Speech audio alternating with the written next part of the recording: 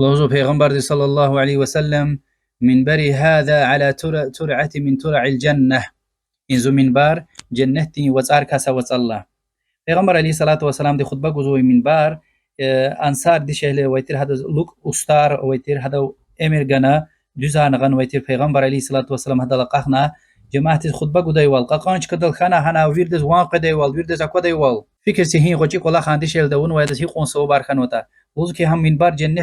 cennetin vazar kasa vazan winallah. Yani din vaziz ve insan khutba guzvay tarsar guzvay insan des kümeku hakon sawab qolaxi hadas kitab qaçun mikrofon ya kanalar ya vilikton hadan wan para biz qaday wal para biz qaday wal hami yani çi deverde sılka ya like comment kun ya wahaka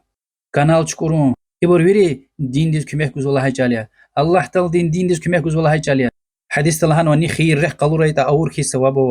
Allah tal din rahmet çexiya